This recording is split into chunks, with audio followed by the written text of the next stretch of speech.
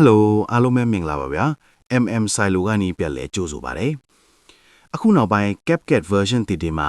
အရင်က free ရတဲ့ effect တွေ fonts တွေက pro ထစ်ကုန်လို့ video ကြီးဖြတ်ရတာအဆင်ပြေဖြစ်နေကြတယ်မလား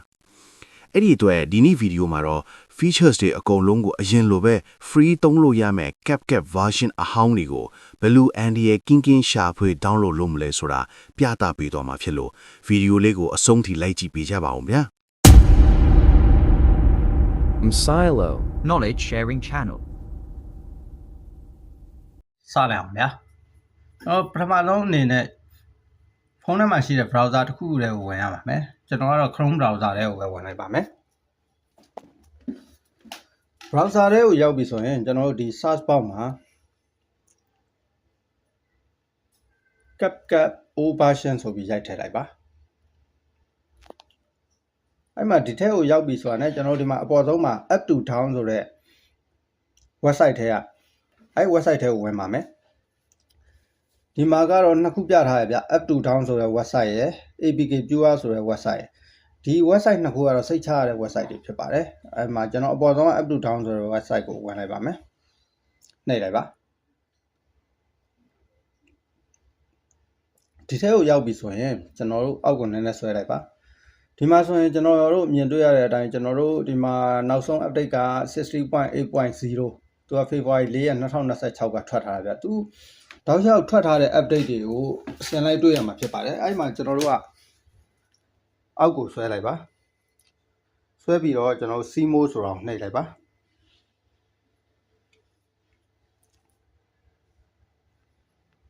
အောက်ကိုဆွဲပြီးတော့ကျွန်တော် CMO ပဲထပ်နှိပ်ပါမယ်အခုက2025ပဲရှိသေးရဲ့ဗျကျွန်တော်တို့က2023လောက်ထိရအောင်သွားလိုက်ပါမယ်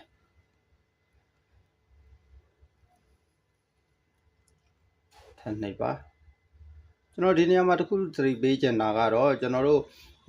application တွေကို website ကနေ download ဆွဲတဲ့အခါမှာတွေ့ရ link တွေကနေ download မဆွဲဘဲနဲ့ဒီလိုမျိုးစိတ်ချရတဲ့ website တွေကနေ download ဆွဲတာအဆင်ပြေပါတယ်မဟုတ်ရင်ကျွန်တော်တို့ဖုန်းထဲကို virus တွေပါတယ်ကပ်ပါလာနိုင်ပါတယ်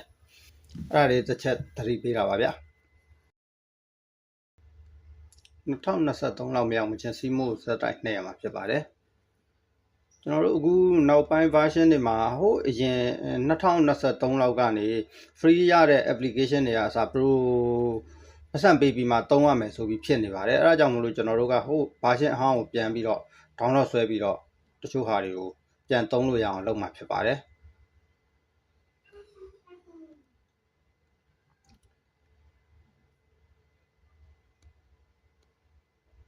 ဒီမှာဆိုရင်2023ရောက်သွားပြီဗျကျွန်တော်တို့က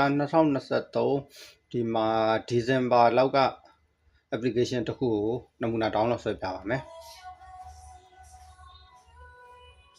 ဒီမှာဆိုရင်2023 December 10.5.0 ပေါ့ဗျအဲ့လောက်ကိုကျွန်တော်တစ်ချက်လောက် 10.5.0 ဟုတ်ကဲ့အဲ့ဒါတွေကိုကျွန်တော်တစ်ချက်နှိပ်လိုက်ပါနှိပ်ပြင်ကျွန်တော်တို့ကဒီအောက်ကိုနည်းနည်းပြန်ဆွဲလိုက်ပါမယ်